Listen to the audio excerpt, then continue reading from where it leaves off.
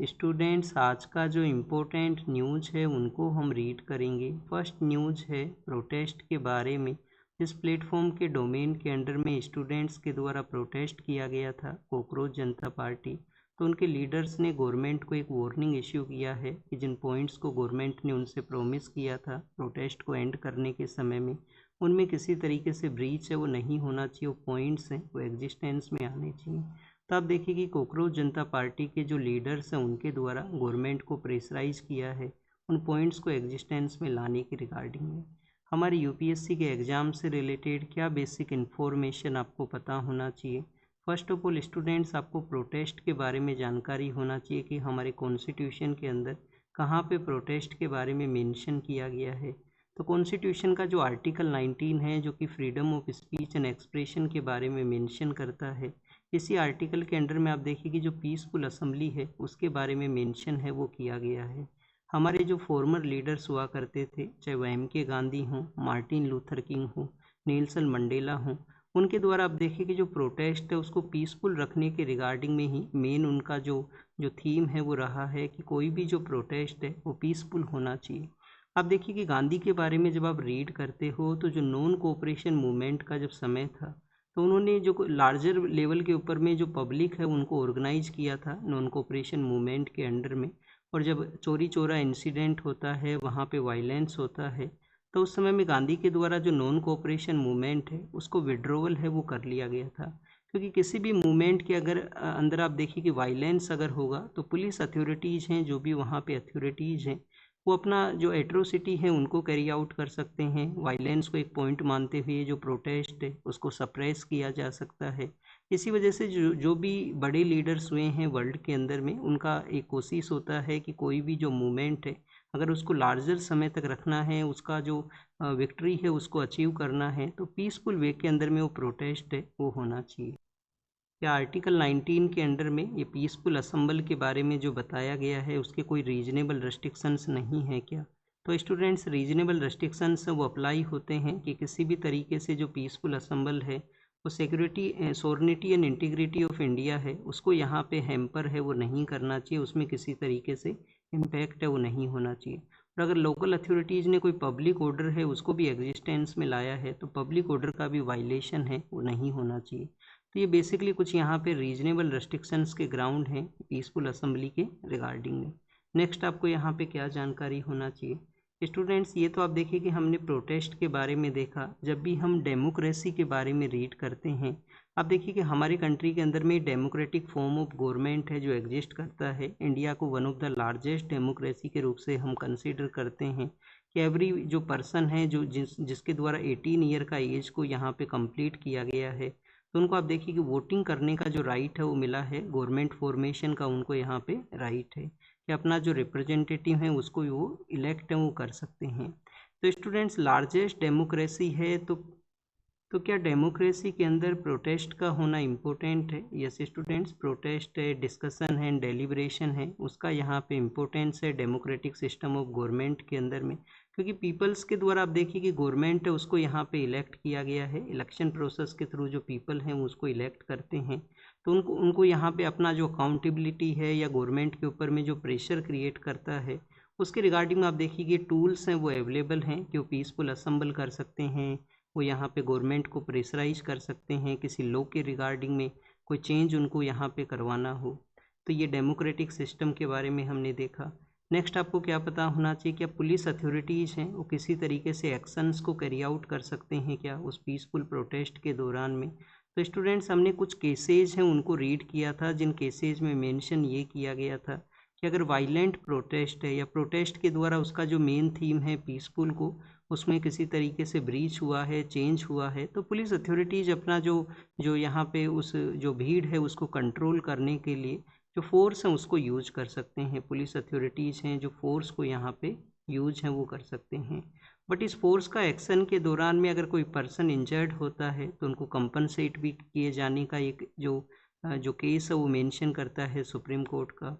लोगों का जो पीसफुल असम्बल है, जो लोग यहाँ पे इकट्ठा होते हैं प्रोटेस्ट के लिए, पीसफुल असम्बल के लिए, तो आप देखिए कि वो जो असम्बल है वो किसी भी तरीके से जो पब्लिक, कॉमन पब्लिक का जो मूवमेंट है उसको हैम्पर नहीं करना चाहिए, उसमें कोई इम्पैक्ट है वो नहीं करना चाहिए। शाहीन बाग का जो केस हुआ था, शाहीन बाग का जो इंसिडेंट था सिटीजनशिप अमेंडमेंट एक्ट के रिगार्डिंग में, तो उसके रिगार्डिंग में सुप्रीम कोर्ट ने इस जजमेंट को डिलीवर किया था कि पब्लिक स्पेस को, पब्लिक मूवमेंट का जो रोड है उसको आप यहाँ पे लार्जर समय के लिए ब्लॉक है वो नहीं कर सकते, अपना जो डिमांड है उसको मनवाने के लिए यहाँ पे।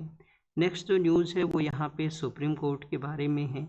सुप्रीम कोर्ट के वहाँ पे आप देखिए कि पेटिशन्स हैं वो फाइल हुई हैं, पुलिस एक्शंस के रिगार्डिंग में भी पेटिशन है।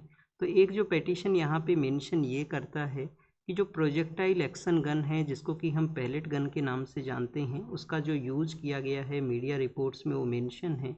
दिल्ली पुलिस का जो ऑफिशियल स्टैंड है वो ये डिक्लाइन करता है कि पैलेट गन से उसका यूज़ नहीं हुआ है। तो स्टूडेंट्स, ये जो यूज़ हुआ इसके रिगार्डिंग में यहाँ पे एक पेटिशन फाइल हुआ है कि इसको परमानेंटली बैन है वो किया जाए, और अगर इसका यूज़ भी करना है तो लिमिटेड बेसिस के ऊपर में इसका यूज़ है वो होना चाहिए। तो पेटिशन में इसको बैन करने के बारे में है। वैसे तो आप देखिए कि जो कोई पीसफुल प्रोटेस्ट है उसमें पैलेट गन से उनको यूज़ नहीं किया जाता है। यहाँ पे अगर कोई वायलेंट प्रोटेस्ट है या राइट्स का सिचुएशन हुआ है, दंगे हुए हैं किसी एरिया के अंदर में, तो उस दौरान में इसका यूज होता है भीड़ को कंट्रोल करने के लिए। अर्लियर फेज में जम्मू एंड कश्मीर है, मणिपुर का एरिया है, पंजाब हरियाणा का बॉर्डर एरिया है, वहाँ पे इसका यूज है वो किया गया था, जिससे भीड़ को कंट्रोल है वो किया जा सके। नेक्स्ट यहाँ पे जो आप देखिए कि जो सुप्रीम कोर्ट है उन्होंने गाइडलाइन को प्रिपेयर करने के लिए कहा है कि जो पुलिस का कंडक्ट है किसी भी प्रोटेस्ट में किस तरीके से होना चाहिए। जो पब्लिक अगर मास लेवल के ऊपर में पब्लिक प्रोटेस्ट करता है तो उस समय में पुलिस का जो कंडक्ट है उसको किस तरीके से यहाँ पे रेगुलेट है वो किया जाए, तो उसके बारे में भी एक गाइडलाइन है उसको प्रिपेयर है वो किया जा सके। स्टूडेंट्स, आप देखिए कि हमारे यहाँ पे जो फेशियल रिकॉग्निशन का जो टेक्नोलॉजी है, फेशियल रिकॉग्निशन टेक्नोलॉजी का यूज करते हुए पुलिस अथॉरिटीज़ ने कुछ ऐसे जो पर्सन हैं जो कि आप देखिए अनसोशल पर्सन हैं या उनका क्रिमिनल बैकग्राउंड रहा है, उनको भी यहाँ पे डिटेक्ट किया था प्रोटेस्ट साइट के वहाँ पे। फेशियल रिकॉग्निशन टेक्नोलॉजी के जो इक्विपमेंट्स हैं उनको वहाँ पे लगाया गया, लोगों को वहाँ पे जो आप देखिए कि डिटेक्ट है वो किया गया। तो ये भी एक न्यूज़ है आज के न्यूज़पेपर के अंदर में। नेक्स्ट जो न्यूज़ है वो किसके बारे में है, वो है स्टूडेंट्स बेसिकली कर्नाटका और तमिलनाडु का जो इश्यू है कावेरी रिवर के ऊपर में। अब इश्यू क्या है, इश्यू ये है कि जो कावेरी रिवर है उसके ऊपर कर्नाटका है वो एक जो रिजर्वोयर है उसको डेवलप करना चाहता है। मेकेडाटू उसका नाम है। क्या नाम है स्टूडेंट्स? मेकेडाटू। तो ये जो है वो किसके ऊपर में है? कावेरी के ऊपर में है। अब इसको क्रिएट जब किया गया, इसको कंस्ट्रक्ट जब किया गया, तो तमिलनाडु ने इसको ऑब्जेक्ट किया कि कंटिन्यूसली ये फ्लो को इम्पैक्ट करेगा, कावेरी रिवर का जो उनका शेयरिंग है तमिलनाडु का उसको ये इम्पैक्ट करेगा। सेकंड, आप देखिए कि उन्होंने कहा कि जो कोर्ट है उन्होंने भी रेस्ट्रिक्ट किया है कि इस तरीके से कोई रिजर्वोयर है उसको क्रिएट ना किया जाए। बट यहाँ पे जब सेंटर के अंदर में पार्लियामेंट के अंदर एक क्वेश्चन पूछा गया तो पार्लियामेंट ने रिप्लाइंग में कहा है मिनिस्टर के द्वारा कि 2018 का जो कावेरी डिस्प्यूट का जो यहाँ पे केस है, जिसमें सुप्रीम कोर्ट ने भी कहा है कि किसी तरीके से यहाँ पे जो लोअर राइपीरियन स्टेट है उसका कंसेंट है, उसका जो यहाँ पे सपोर्ट है उसका ज़रूरत नहीं है अगर कर्नाटका को किसी तरीके से ऐसा प्रोजेक्ट डेवलप करना है। ओवरऑल जो कावेरी रिवर है उसके फ्लो को यहाँ पे इम्पैक्ट नहीं होना चाहिए, कि फ्लो है उसका इम्पैक्ट है वो नहीं होना चाहिए। कावेरी रिवर के बारे में आपको क्या जानकारी होना चाहिए स्टूडेंट? ताल कावेरी नाम का वो जगह है, ब्रह्मगिरी हिल्स, वहाँ से ओरिजिनेट करता है, कर्नाटका के अंदर में ये फ्लो करता है। कर्नाटका के बाद में आप देखिए कि तमिलनाडु है और पुडुचेरी का एरिया है, वहाँ पे ये फ्लो है वो किया करता है। कावेरी रिवर का एक स्पेशल फीचर यहाँ पे ये है कि इसका जो हाफ कोर्स है वो साउथ वेस्ट मानसून से बारिश रिसीव करता है, और इसका जो हाफ कोर्स है जो कि तमिलनाडु के अंदर में है, वो जो बारिश रिसीव करता है वो नॉर्थ ईस्ट मानसून जो रिट्रीटिंग मानसून है जो अक्टूबर नवंबर के समय में आया करता है। तो ये कावेरी रिवर का हुआ। इसका जो ट्राइब्यूटरी है वो आपको पता होना चाहिए, तो आपको ये कमेंट सेक्शन में बताना है, ये आपका होमवर्क है कि कावेरी का जो ट्राइब्यूटरी है वो कौन कौन सा है। लेफ्ट बैंक है, राइट बैंक है, और इनको एक बार प्रिपेयर कर लेना रफली, इसको यहाँ पे ड्रॉ करते हुए इसका लेफ्ट और राइट का जो ट्राइब्यूटरी है उनको वहाँ पे आप मार्क है वो करना। नेक्स्ट जो न्यूज़ है वो स्टूडेंट्स एक डैम के बारे में है। अब देखिए कि हमारे यहाँ पे नेशनल डैम्स जो सेफ्टी अथॉरिटी है उनके द्वारा केरल का जो पर्सन है उनको डेजिग्नेट किया जाए, जो कि कोई भी पॉलिटिकल इंडिपेंडेंट वे के अंदर में वो पर्सन होना चाहिए डैम का जो पैनल है उसके अंदर में। तो नेशनल डैम सेफ्टी अथॉरिटी उसके द्वारा ये कहा गया था, तो उन्होंने एक पर्सन है उसको यहाँ पे जो डेजिग्नेट किया है कि वो डैम के एरिया के अंदर में एक एक्सपर्ट के रूप से। एग्ज़ाम के लिए तो ये पता होना चाहिए फर्स्ट ऑफ ऑल ये जो ऑर्गन अथॉरिटी है ये कौन सा अथॉरिटी है, क्या कोई स्टैट्यूटरी बॉडी है या आप देखिए कि कॉन्स्टिट्यूशनल बॉडी है। तो स्टूडेंट जो डैम सेफ्टी एक्ट है 2021 का, डैम सेफ्टी एक्ट 2021 का, उसके थ्रू इसको क्रिएट किया गया था। तो ये एक एज ए स्टैट्यूटरी बॉडी के रूप से सेटअप है, स्टैट्यूटरी बॉडी के रूप से है।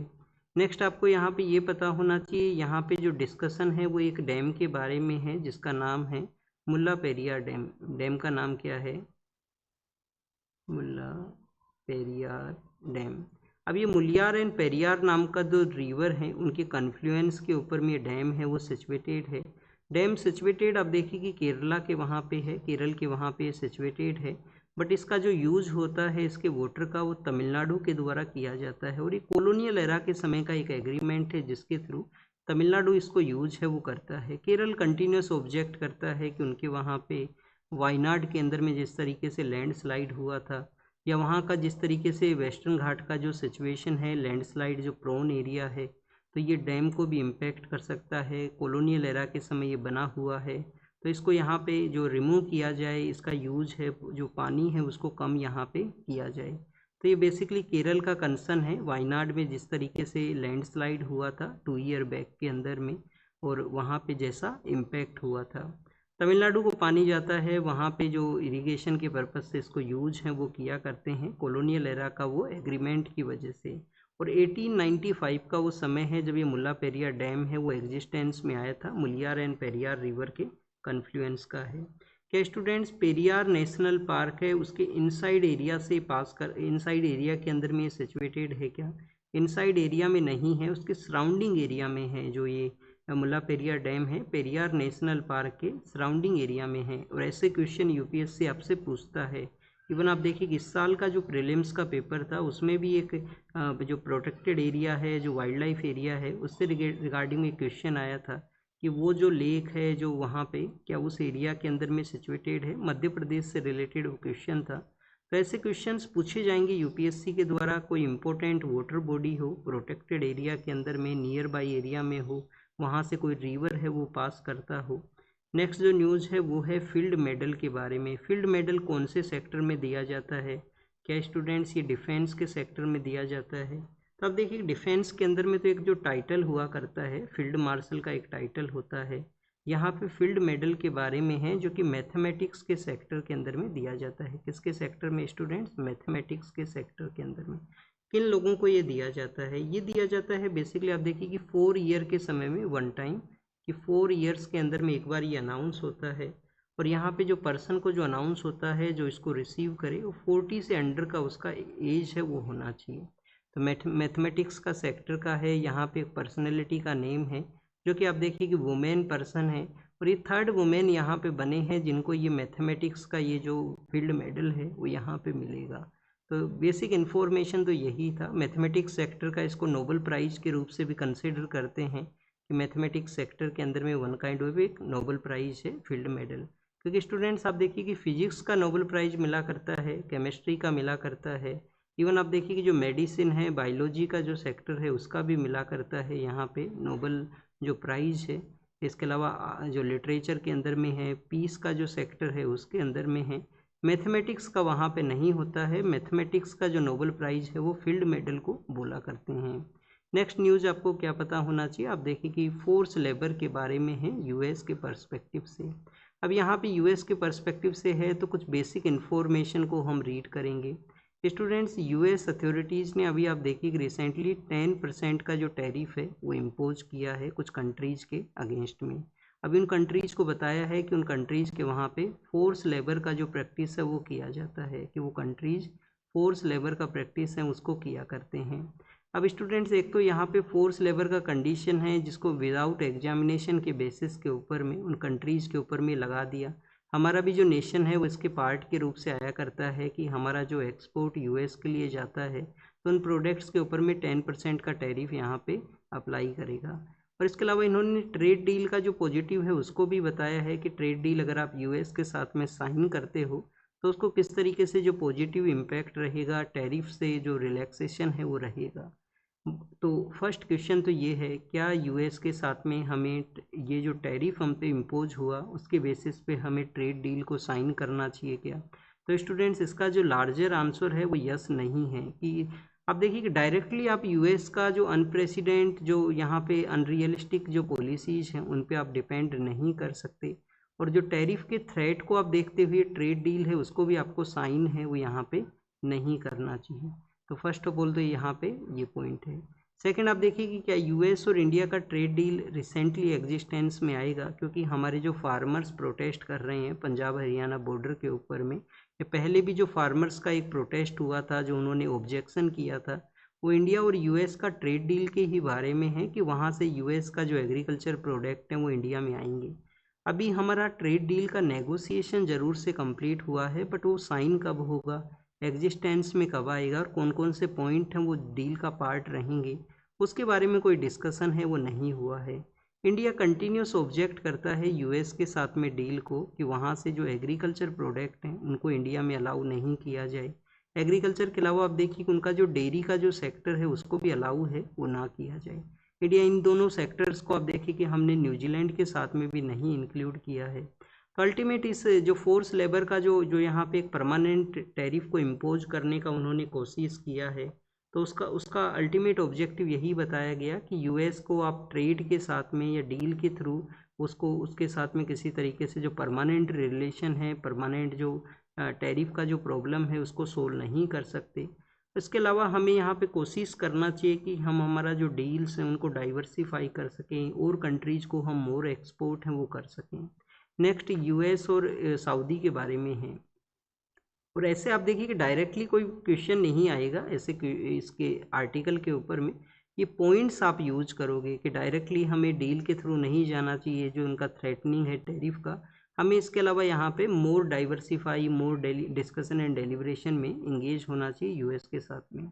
यूएस और सऊदी का जो एक न्यूक्लियर प्रोग्राम का जो डील यहाँ पे एग्जिस्टेंस में आया है उसी के बारे में है। अब आप देखिए कि जो सऊदी है उन्होंने एनपीटी को तो साइन किया है, एनपीटी को साइन किया है उनके द्वारा, बट यहाँ पे जब ये डील एग्जिस्टेंस में आया तो डील के अंदर में एक प्रोविज़न ये रखा गया कि जो इंटरनेशनल एटॉमिक एनर्जी एजेंसी है, इंटरनेशनल एटॉमिक एनर्जी एजेंसी, उनका जो इंस्पेक्शन है वो ज़रूरी नहीं रहेगा वह जो न्यूक्लियर प्रोग्राम का जो साइट्स वहाँ पे।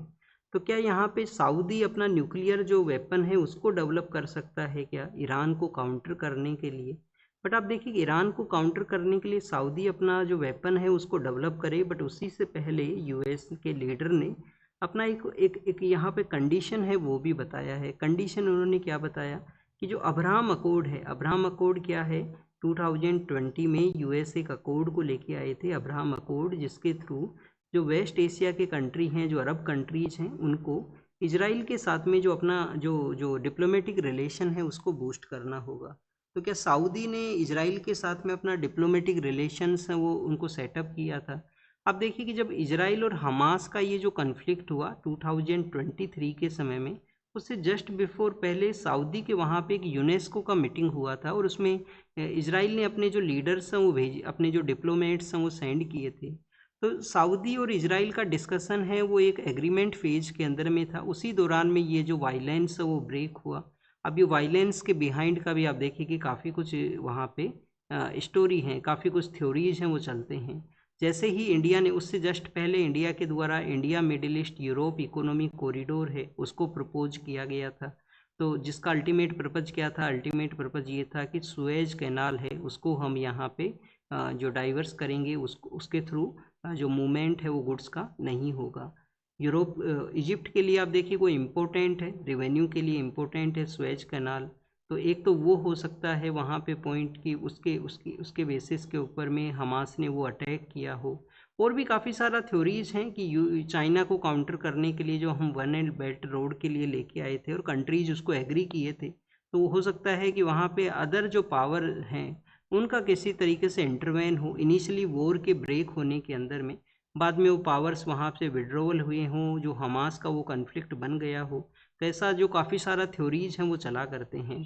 तो नेक्स्ट यहाँ पे क्या है, नेक्स्ट यही है कि यहाँ पे ऑल आर्ट नो डील के रूप से इस आर्टिकल में यही कहा गया कि डोनाल्ड ट्रंप ने जिस तरीके से जो मिसकैलकुलेटेड टाइमिंग के ऊपर में जो एक पॉइंट है इसको यहाँ पे इंक्लूड किया है कि सऊदी को अपना इजराइल के साथ में रिलेशंस है, न्यूक्लियर जो जो डिप्लोमेटिक रिलेशंस है उनको सेटअप करना चाहिए, उसी के बेसिस के ऊपर में न्यूक्लियर प्रोग्राम है वो एग्जिस्टेंस में आएगा। सऊदी को क्यों ज़रूरत है न्यूक्लियर प्रोग्राम का? सऊदी को ज़रूरत इस वजह से है कि एक तो उनका विजन है कि 2030 से पहले वो अपना जो इकोनॉमी है उसको डाइवर्सिफाई करें। इकोनॉमी को डाइवर्सिफाई क्यों करना है? एक तो आप देखिए कि ऑयल एंड गैस के ऊपर में जो वेस्ट एशियन कंट्रीज़ हैं जो डिपेंड करते हैं, काफ़ी सारे अदर कंट्रीज़ ने भी ये कोशिश किया है कि उनका जो इकोनॉमी का ये जो सोर्स है उसको डाइवर्सिफाई वो किया जाए, चाहे वो आर्टिफिशियल इंटेलिजेंस हो, डाटा साइंस का एरिया हो, टूरिज्म का एरिया हो, या आप देखिए कि यहाँ पे न्यूक्लियर का एरिया हो। ऐसे अलग अलग एरियाज़ में जो जो कंट्री हैं अपना इकोनॉमी को डाइवर्सिफाई है वो करना चाहते हैं। तो इस वजह से सऊदी ने ये डील है उसको साइन किया है, एक डाइवर्सिफाई का उनको जो सब्जेक्ट है, टॉपिक है, एरिया है वो यहाँ पे मिला है। नेक्स्ट जो न्यूज़ है वो हमारा अनएम्प्लॉयमेंट के सिचुएशन के बारे में है। तो क्या हमें अनएम्प्लॉयमेंट के लिए ये जो प्रॉब्लम है, जो लार्जर हमारा यूथ है जिनको बेटर जॉब अपॉर्चुनिटी नहीं है, और एक आर्टिकल आप देखिए कि जो डाटा पॉइंट आया करता है उसमें भी बताया गया कि कैसे हमारे यहाँ पे जो एजुकेटेड यूथ है, जो एजुकेटेड यूथ है उसका अगर हम परसेंटेज को देखें और जो पर्सन है वो जो यहाँ पे लोअर स्किल्स जिनके पास में है, जिनके पास में उस तरीके का एजुकेशन क्वालिफिकेशन नहीं है, तो जो अनएम्प्लॉयमेंट का रेट है वो 3 टाइम यहाँ पे ज़्यादा है। एजुकेटेड सेक्टर पर्सनस के अंदर में अनएम्प्लॉयमेंट है वो ज़्यादा है। तो इस प्रॉब्लम को हम कैसे यहाँ पे फिक्स करेंगे? फर्स्ट आप देखिए कि अगर किसी भी कंट्री को रिफॉर्म करना है उनका इकोनॉमी का, तो ये आप देखिए कि मोर एम्प्लॉयमेंट वो यहाँ पे जनरेट करें, इकोनॉमी में रिफॉर्म हो, मोर एम्प्लॉयमेंट है उसको क्रिएट किया जाए जिससे कि वहाँ की कंट्री का इकोनॉमिक सिचुएशन को इम्प्रूव है वो किया जाए। अब उसको अगर यहाँ पे इम्प्रूव करना है तो सिर्फ एजुकेशन सेक्टर को जो इम्प्रूव करके ही ये प्रॉब्लम नहीं सोल्व होगा कि आपने एजुकेशन सेक्टर को इम्प्रूव कर दिया जिससे ओवरऑल जो अनएम्प्लॉयमेंट है वो यहाँ पे जो आप देखिए कम्प्लीटली रिमूव है वो होगा। तो ये कैसे सोल्व हो सकता है? सोल्व हो सकता है एम्प्लॉयमेंट जनरेशन के थ्रू, सोल्व हो सकता है कि मास लेवल के ऊपर में एम्प्लॉयमेंट है उसका जनरेशन किया जाए। एम्प्लॉयमेंट जनरेशन के साथ साथ आप देखिए कि जो वर्किंग आवर्स हैं, वर्किंग कंडीशंस, उसमें भी यहाँ पे चेंज हो। इसके अलावा जो इनकम का जनरेशन है उसको भी इंक्रीज किया जाए, इनकम को भी इंक्रीज है वो किया जाए। और यहाँ पे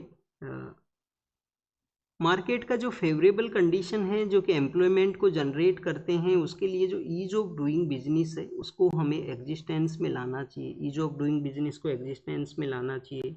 हमें आर्टिफिशियल इंटेलिजेंस उसको यहाँ पे प्रमोट किया गया है गवर्नमेंट अथॉरिटीज़ के द्वारा, बट इसके कुछ कंसर्न भी हैं कि जिस तरीके से एआई प्रमोट हुआ है, हाँ, ये जो एम्प्लॉयमेंट का सिचुएशन को और इम्पैक्ट है वो कर सकता है। और यहाँ पे जो स्मॉल जो पैटर्न्स हैं जिसमें चेंजेस करने का ज़रूरत है, जैसे कि आप देखिए कि एम्प्लॉयमेंट जो इलास्टिसिटी है कि जैसे जीडीपी इंक्रीज हो उसी तरीके से एम्प्लॉयमेंट इंक्रीज हो, तो वो जो कंडीशन है उसको भी हम लेके आएँ जैसा कि चाइना में होता है।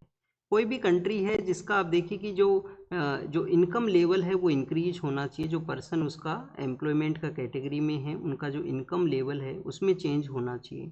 अब इनकम लेवल में चेंज इंडिया में नहीं है, बट चाइना में जो 8 टाइम्स आप देखिए कि ये ग्रो करता है, तो चाइना से हमें यहाँ पे सीखने का ज़रूरत है।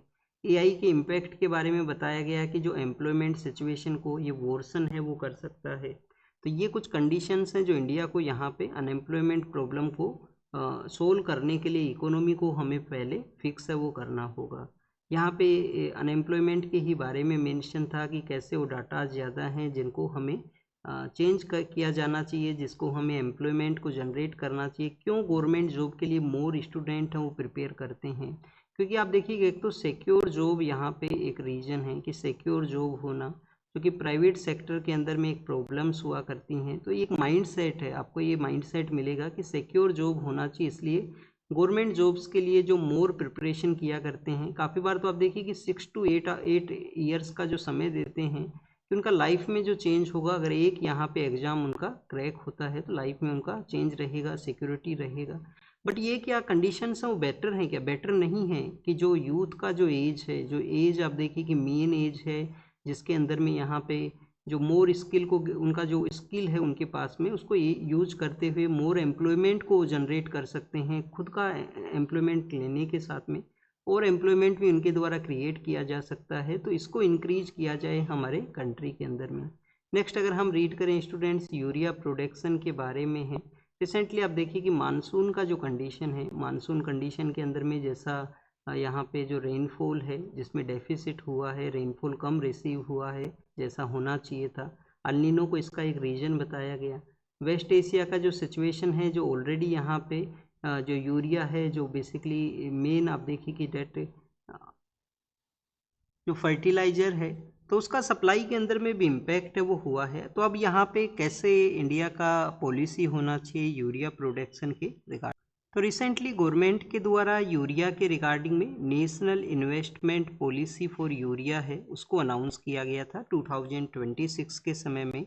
इसका अल्टीमेट ऑब्जेक्टिव यही है कि हमें यूरिया प्रोडक्शन के अंदर में सेल्फ रिलायंस है उसको यहाँ पे अचीव करना है। और जो आप देखिए कि एक जो सेक्टर हमारा यूरिया का जो प्रेजेंट समय में इंपोर्ट के ऊपर में डिपेंड है वो करता है। क्या स्टूडेंट्स ऐसा जो पॉलिसी है यूरिया सेक्टर के रिगार्डिंग में पहले भी अनाउंस हैं वो हुए हैं। तो पहले भी आप देखिए कि समय समय पे अलग अलग काइंड का जो पॉलिसी है वो गवर्नमेंट के द्वारा अनाउंस किया गया है।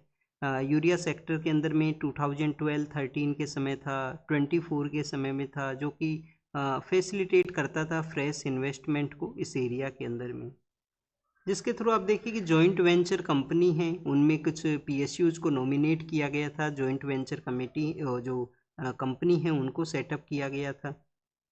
तो ये तो प्रोडक्शन के बारे में हुआ। क्या गवर्नमेंट ने ऐसे भी कोई स्टेप लिए हैं जो कि इसका जो यूज है उसको बैलेंस एंड एफिशिएंट वे के अंदर में सेटअप करें? तो गवर्नमेंट ने एक इंटीग्रेटेड न्यूट्रिएंट मैनेजमेंट नाम से जो इनिशिएटिव है उसको प्रमोट किया है, जो कि आप देखिए कि साइंटिफिक वे के अंदर में ऑर्गेनिक जो सोर्सेज हैं उनको इंटीग्रेट करते हुए, केमिकल फर्टिलाइजर्स हैं, बायोलॉजिकल जो इनपुट्स हैं उनको यहाँ पे यूज करते हुए सस्टेनेबल जो न्यूट्रिएंट मैनेजमेंट है उसको यहाँ पे प्रमोट है वो करता है। जैसे कि लॉन्ग टर्म बेसिस के ऊपर में सोइल का जो फर्टिलिटी है उसको यहाँ पे मेंटेन है वो किया जा सके। नैनो यूरिया का एक इनिशिएटिव लाया गया था फार्मर्स के बिटवीन में, वो काफ़ी ज़्यादा पॉपुलर भी हुआ था, जो कि आप देखिए कि बट उसका फिर लार्जर जो यूज है वो नहीं हो पाया। तो उसका जो चेंज है वो करना चाहिए गवर्नमेंट को यहाँ पे। तो ये यूरिया के बारे में था कि यूरिया का हमें जो जो सेल्फ जो हमारा प्रोडक्शन है जो यहाँ पे उसको इम्प्रूव करना है, और साथ साथ हमारा जो इम्पोर्ट है उसको भी हमें रिड्यूस करना है। नेक्स्ट जो न्यूज़ है वो किसके बारे में है? वो है यूक्रेन के बारे में। अभी आप देखिए कि यूक्रेन के जो जो यहाँ पे जो डिप्लोमेट हैं उनको सम्मन किया गया है, जैसे उन्होंने शिप के वहाँ पे अटैक किया और उस अटैक के अंदर में एक इंडियन पर्सन है उनका भी यहाँ पे डेथ है वो हुआ था। अब ये जो अटैक्स हैं वो कहाँ किए गए हैं? यूक्रेन के द्वारा ये जो अटैक्स हैं वो किए गए हैं ब्लैक सी के एरिया के अंदर में। कल हम ब्लैक सी के जो नाइबर कंट्रीज़ हैं उनके बारे में देखे थे कि जो 6 कंट्री हैं वो अपना एरिया शेयर करते हैं। बट जिस तरीके से आप देखिए कि यूपीएससी एग्ज़ाम के अंदर में चेंजेज हुए हैं उस तरीके से आपको यहाँ पे सिर्फ नाइबर कंट्रीज़ तक ही लिमिटेड नहीं रखना है। कोई वहाँ पे पोर्ट सिचुएटेड है, किसी वाटर बॉडी के एरिया में कोई पोर्ट सिचुएटेड है, कोई रिवर अपना वाटर है उसको ड्रेन करता है उस वाटर बॉडी के अंदर में, तो उनके बारे में भी आपको पता है वो होना चाहिए। क्योंकि यूपीएससी हो सकता है कि नेक्स्ट टाइम आपको पोर्ट मेंशन कर दे, रिवर मेंशन कर दे और क्वेश्चन उस तरीके से पूछे। तो सम्मन करते हुए यही कहा गया कि जो इंटरनेशनल वाटर है उसमें इस तरीके से अटैक नहीं होना चाहिए। अगर आपको 2 कंट्रीज़ को अटैक को कैरी आउट करना है तो आप अपना टेरिटरी के अंदर में कीजिए। इस तरीके से जो कोई इंटरनेशनल वाटर के अंदर में कोई शिप वेसल है उसको टारगेट ना किया जाए। हमारे काफ़ी सारे जो पर्सन हैं जो इस सेक्टर में काम है वो किया करते हैं। वेस्ट एशिया के अंदर ही आप देखिए कि 23,000 के आसपास इंडियन पर्सन हैं जो कि एज ए सी फेरर्स के रूप से काम करते हैं शिप इंडस्ट्री के अंदर में। स्टूडेंट्स, यूक्रेन के द्वारा जो कैस्पियन सी का एरिया है, जो कैस्पियन सी जो कि ईरान के नॉर्दर्न पार्ट के अंदर में है, वहाँ पे भी आप देखिए अटैक किया गया था कि ईरान का जो शिप वेसल है उसको इन्होंने टारगेट किया था। तो ईरान ने भी अभी रिसेंटली इनके अगेंस्ट में जो एक्शंस वो लिए हैं, कहा एक्शंस मीन्स कंडेम किया है उनके द्वारा, इस तरीके से अटैक नहीं होना चाहिए कैस्पियन सी के अंदर में। और यूक्रेन ने क्या मेंशन किया कि रसिया के साथ में कोई भी कंट्री यहाँ पे ट्रेड को कैरी आउट करता है उसको वो टारगेट करेंगे। ओवरऑल अगर रसिया को बेनिफिट होता है तो उनको वो इम्पैक्ट वो करेगा। अब एंटी डिफेक्शन लॉ के रिगार्डिंग में जो पेटिशन है, जिसमें सुप्रीम कोर्ट ने सेंटर का जो रिप्लाई है वो मांगा है, कि सेंटर का रिप्लाई यहाँ पे मांगा गया है, इसके द्वारा मांगा गया है सुप्रीम कोर्ट के द्वारा। तो ये एंटी डिफेक्शन जो पिछले कुछ समय से कंटिन्यूस न्यूज़ के अंदर में है, और मर्जर ऑफ पॉलिटिकल पार्टी उस प्रोविजन के रिगार्डिंग में ये जो जवाब है वो यहाँ पे मांगा गया है, सेंटर का जो स्टेटमेंट है। नेक्स्ट जो न्यूज़ है वो है वेनेजुला के बारे में। वेनेजुला के वहाँ पे आप देखिए कि जो लीडर हैं जिनको कि नोबेल पीस प्राइज़ है वो दिया गया था, नाम क्या है, मारिया मेचाडो उनका नाम है, वेनेजुला लीडर। तो उन्होंने कहा है कि यूएस के साथ में जो वेनेजुला का इंटरिम गवर्नमेंट है और यूएस का जो डिस्कशन होने वाला है अगस्त के समय के अंदर में, उसमें वो पार्टिसिपेट है वो नहीं करेंगे, उनके द्वारा पार्टिसिपेट नहीं किया जाएगा। अपोजिशन का जो पॉलिटिकल पार्टी है वो भी उसमें पार्टिसिपेट नहीं करेंगे। ये उनका बेसिकली यहाँ पे स्टैंड है। ये आप देखिए कि इन्होंने अपना जो नोबेल पीस प्राइज़ है उसको शेयर किया था, उन्होंने आप देखिए कि शेयर किससे किया था, डोनाल्ड ट्रंप के साथ में शेयर किया था। और नोबेल पीस कमेटी ने उस समय एक स्टेटमेंट भी रिलीज किया था कि अगर आपको नोबेल पीस प्राइज़ दिया गया है, कोई भी नोबेल प्राइज़ आपको दिया गया है, तो आप वो किसी को गिफ्ट नहीं कर सकते, किसी के साथ आप वो शेयर है वो नहीं कर सकते, ऑफिशियली वो आपको ही रहेगा, आपके द्वारा इस तरीके से उसको शेयर और गिफ्ट है वो नहीं किया जा सकता है। वेनेजुला के बारे में जब भी रीड करते हैं, इसके नॉर्दर्न पार्ट के अंदर में आप देखिए कि कैसे जो डबल अर्थक्वेक का सिचुएशन हुआ था, जो कैसे उस कंट्री है उसको इम्पैक्ट है वो किया था, तो वो आपको पता होना चाहिए डबल अर्थक्वेक। और वहाँ का कॉलोनियल एरा का जो आर्किटेक्चर था, इस वजह से भी वहाँ पे बिल्डिंग्स हैं उनमें कोलैप्स हुआ था। नेक्स्ट जो न्यूज़ है वो किसके बारे में है, वो यूके के जो नए प्राइम मिनिस्टर हैं उनके बारे में है। उन्होंने आप देखिए कि उन्होंने यहाँ पे यूक्रेन के जो लीडर हैं उनको वेलकम किया है। फर्स्ट कोई फॉरेनर पर्सन का वहाँ पे विजिट हुआ है, फर्स्ट टाइम वो होस्ट बने हैं प्राइम मिनिस्टर का पोस्ट के रूप से। आप देखिए कि जो जो इनसे पहले जो प्राइम मिनिस्टर थे यूके के, उन्होंने अपना जो लास्ट ट्रिप है वो यूक्रेन के वहाँ पे ही किया था, उसके बाद में वो स्टेप डाउन है वो किए थे।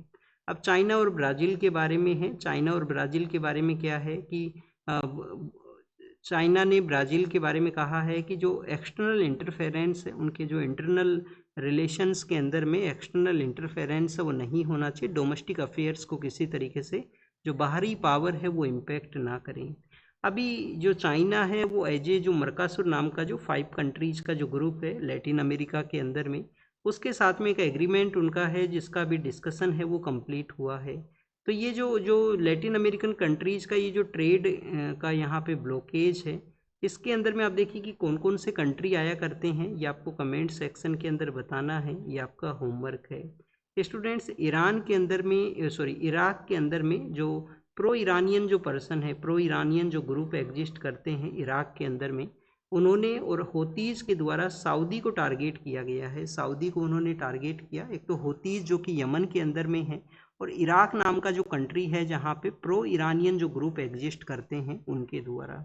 और जैसे ही होतीज़ ने सऊदी अरेबिया का जो जो यहाँ पे जो शिप्स है उनको टारगेट किया, तो रेड सी का जो एरिया है वहाँ से जो शिपिंग है उसमें कम्प्लीटली स्लो डाउन हुआ है।